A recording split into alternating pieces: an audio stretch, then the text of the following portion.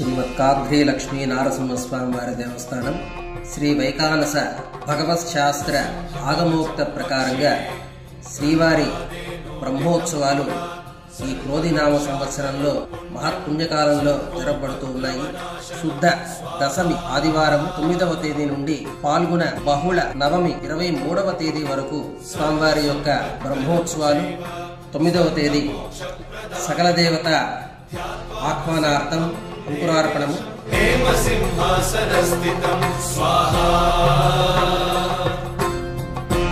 10వ తేదీ సర్వలోక క్షేమార్థం శ్రీవారి కళ్యాణోత్సవం.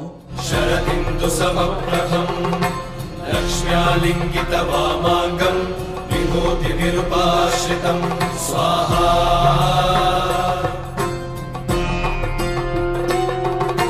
చతుర్భుజం కోమలాంగం స్వర్ణకుండల శోభితం శ్రియా సుశోభితోరస్కం రత్నకేయూరముద్రితం స్వాహా. 11వ తేదీ విద్యానృసింహుడి హంసవాహన సేవ. 12వ తేదీ జ్ఞాననారసింహుడి సింహవాహన సేవ.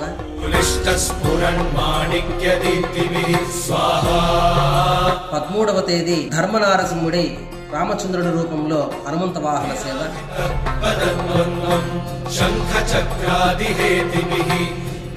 14వ తేదీ వైకుంఠ నారాయణమూర్తికి బ్రహ్మగరుడ సేవ.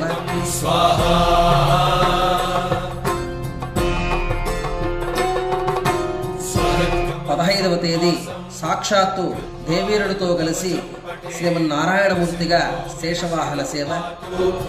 16వ తేదీ సూర్యప్రవాహనంపై సాక్షాత్తు శ్రీ సూర్యనారాయణమూర్తిగా, రాత్రి చంద్రప్రభలో సాక్షాత్తు శ్రీకృష్ణ పరమాత్ముడిగా.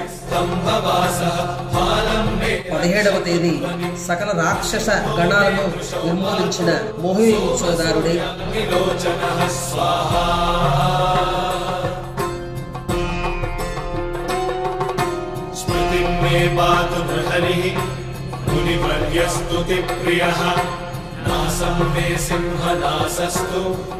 18వ తేదీ శ్రీమన్నారాయణమూర్తిగా ప్రజాగరుడ సేవ.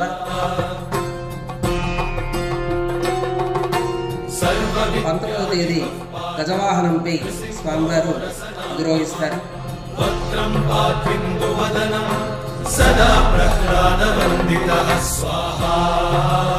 20వ తేదీ బ్రహ్మరథోత్సవం. అత్యంత పుణ్యదాయకమైనటువంటి బ్రహ్మరథోత్సవం ఆ రోజున జరపబడుతుంది.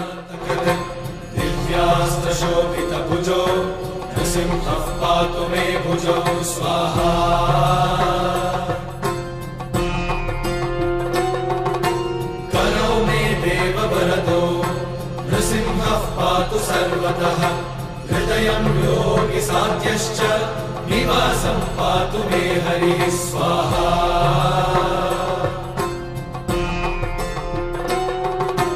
మధ్యం పాతు హిరణ్యాక్ష వక్షః కుక్షి విదారణః నాభిం మే పాతు బృహరి స్వనాభి బ్రహ్మ సంస్తుతః స్వాహా.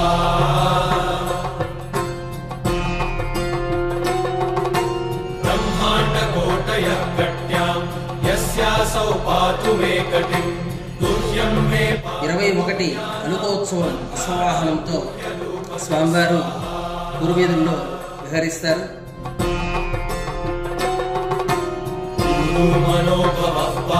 22వ తేదీ ద్వాదశ పుష్కరకాల నదీ స్నాన పుణ్యఫలాన్ని అందించే బృహత్తరమైనటువంటి ఈ భృగు పుష్కరిణిలో శ్రీవారి యొక్క అవబృతోత్సవం, చక్ర స్నానం నిర్వహించబడతాయి. 23వ తేదీ పుష్పయాగోత్సవంతో స్వామివారి యొక్క బ్రహ్మోత్సవాలన్నీ కూడా పూర్తి చేయబడతాయి.